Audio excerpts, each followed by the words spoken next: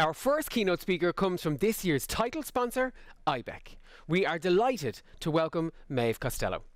Meadhbh is a social policy executive at IBEC and is responsible for providing support and strategic advice to IBEC member organisations on diversity and inclusion, as well as lobbying and the development of the policy positions on issues related to inclusion, skills and the labour market.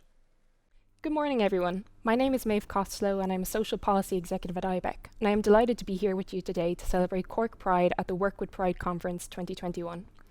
IBEC is proud to be the title sponsor of Work with Pride and to be part of such important discussions on how businesses can support people in bringing their whole selves to work.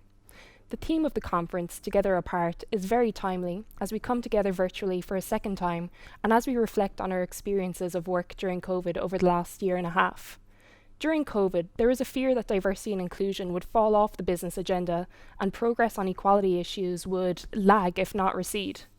But what we have seen is that businesses who are able to maintain a culture of inclusion during the crisis are also those best able to maintain employee engagement and productivity. However, achieving inclusion in a climate of uncertainty is not without its difficulties. The COVID crisis has accentuated existing inclusion challenges in the workplace as some groups are disproportionately impacted on the basis of gender, sexual orientation, race, ethnicity, or disability, while new and perceived inequalities between workers have also emerged. This has really challenged businesses to expand their understanding of diversity and to rethink their strategies of inclusion to both support their workers and maintain as close as to business as usual as possible. As we look forward to the further opening up of our society, this is an opportunity to build back better and to reimagine the types of workplaces we want to belong to into the future. Lessons learned from the COVID crisis around diversity and inclusion will be essential for navigating the new normal and promoting a talent-driven recovery. I'm looking forward to sharing with you today the work of IBEC and our members are undertaking to create more inclusive workplaces. Firstly, a brief introduction to IBEC. IBEC is Ireland's largest representative group for employers, with our members employing over 70% of private sector workers covering 38 trade associations. Through the IBEC Diversity Forum, IBEC brings together businesses at different stages of their diversity and inclusion journey to learn, share best practice, and provide a forum for expert voices with lived experience to connect with the business community. As the country's largest lobby group, IBEC drives to make Ireland a better place to live and work for everyone by campaigning on key issues such as LGBTQ+ inclusion, gender equality, and combating racism.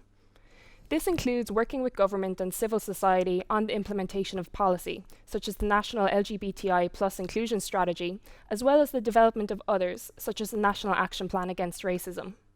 IBEC is also working with the wider community to provide guidance and support to businesses on how to foster greater diversity and inclusion in the workplace. Most recently, IBEC has worked with the Open Doors initiative to support Employers for Change, a dedicated service providing employers with all the information and advice needed to hire, employ, and retain staff with disabilities. Last week, in collaboration with Employers for Change, IBEC published a policy paper to encourage reforms in our income and employment supports to yield better employment outcomes for people with disabilities. IBEC has also worked with trade unions to develop a reasonable accommodation passport for employers and employees around disability, and also supported the development of a new race equality hub for employers launched by DCU to provide multimedia resources and guidance on tackling racism in the workplace. In collaboration with the Irish Human Rights and Equality Commission, IBEC is currently developing material to help employers understand and navigate the immigration and international protection system to support the employment of migrants and asylum seekers. Adapting to a new work environment during COVID has been a challenging experience for most of us. However, some are more impacted than others. For employers, the key to building inclusivity is being able to understand people's differences and respond in a supportive way. Take remote working, for example. A lot of us have enjoyed all the different benefits of working from home, but remote working has more importantly been an enabling factor for many people's continued participation in the workplace during COVID. Being able to remote work during COVID has helped people juggle their work and personal lives, especially during periods of childcare and school closures.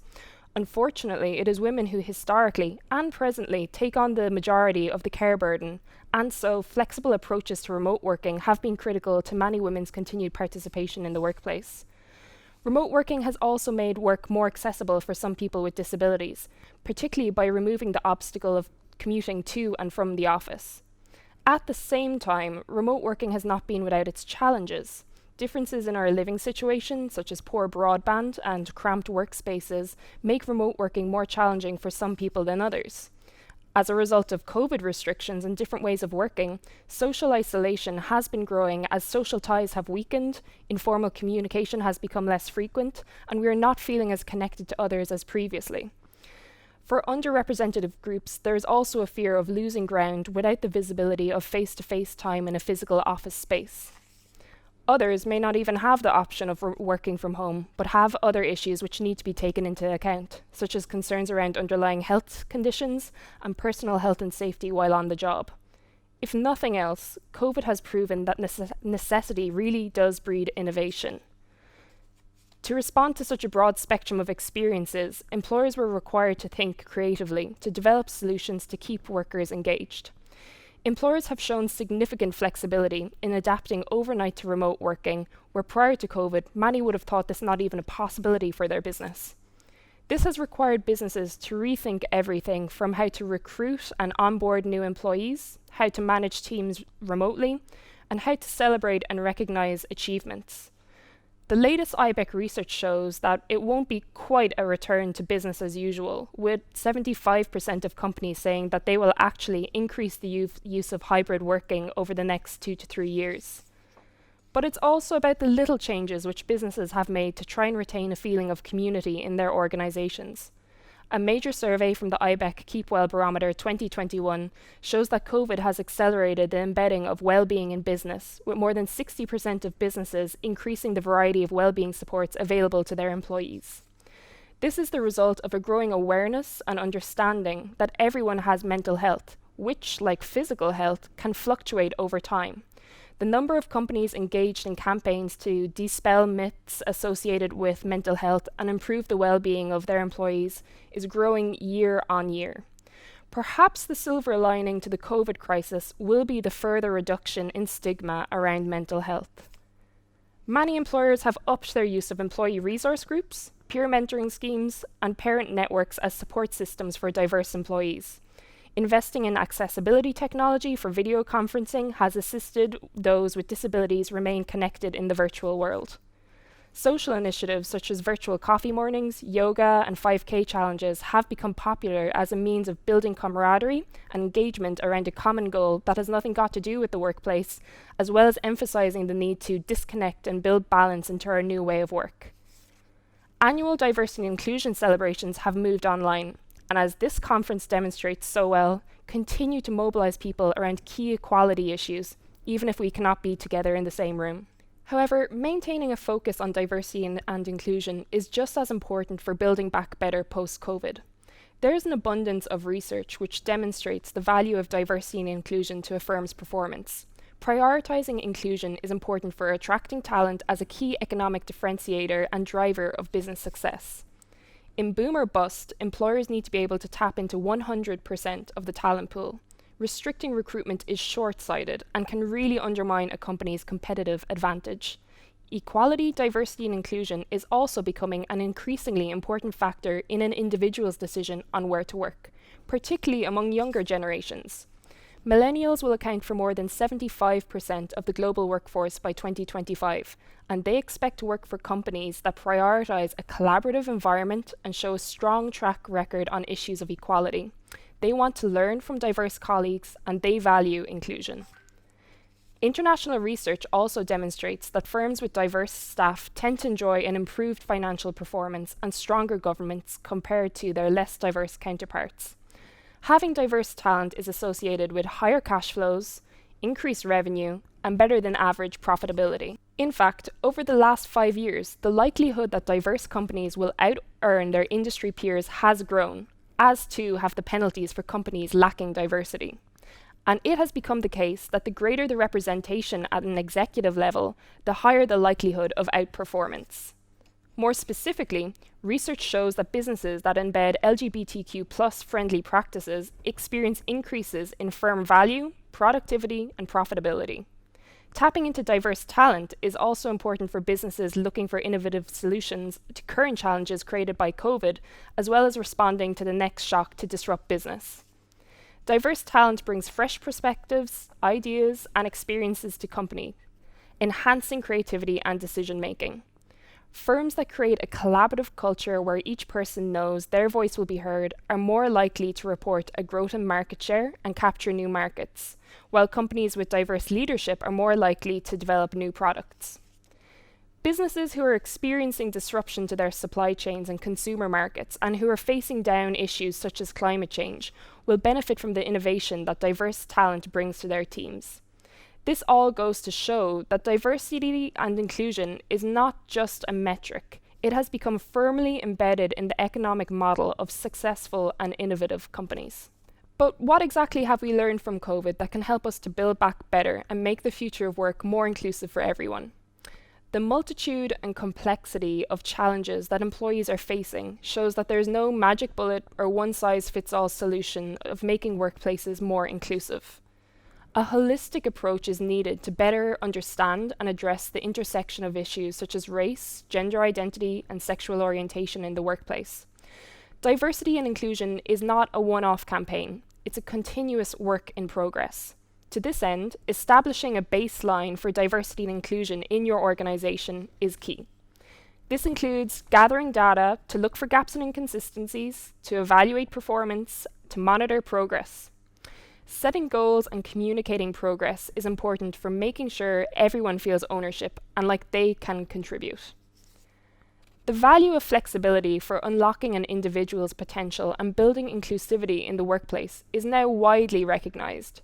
Already, as many as 70% of IBEC members say that they will adopt new ways of working to facilitate flexibility in the future and plan to provide training for line managers in managing flexibility. COVID has introduced a significant level of uncertainty into our daily lives, and businesses are responding to issues that are changing on an almost day-to-day basis. In such difficult circumstances, strong and clear two-way communication with employees demonstrates leadership, boosts morale, and is key for moving forward together for an inclusive recovery and making sure that nobody is left behind. Leadership from the top is critical for creating a culture shift. Enhancing diversity and inclusion means going back to the drawing board and examining our systems and processes to avoid prototypes of success and tackle unconscious bias. This type of change doesn't happen overnight, and sponsorship by leaders secures the necessary resources, time, planning, and willingness to do the work. A last piece of advice: don't go it alone. Connect with NGOs, charities, organisations such as TENI, As I Am, and Family Carers Ireland for expert advice on your diversity and inclusion priorities. Members of IBEC can also reach out to the IBEC Diversity Forum to tap into the knowledge and experience of other employers. While COVID has created real risks for the diversity and inclusion agenda, it is also shining a light on its value for business. This is not the time for employers to take their eye off the ball. Employers who recognise the barriers diverse teams face and who commit to reasonable adjustments to facilitate full engagement are making investments in the long-term productivity and success of their business. Companies who fail to focus on diversity and inclusion are placing themselves at a disadvantage for the COVID recovery. In fact, the solutions to many of the challenges facing businesses now and into the future is to be found in the development of more diverse and inclusive teams. We cannot return to business as usual post-COVID. The COVID crisis has proven not only that we can do things differently, but that we have a moral imperative to do so. That underrepresented groups have borne the brunt of the impact of COVID shows that there remain systemic obstacles embedded in our society, which employers can play a leading role in addressing. Businesses who are serious about creating more equitable workplaces will learn from both the good and the bad of the COVID experience and be rewarded with a competitive advantage over their counterparts and a workforce more resilient to the future of work. Finally, I would like to take this opportunity to wish you a very happy Cork Pride 2021, and I hope you can enjoy the celebrations wherever you are, and I look forward to a time where we can meet again together.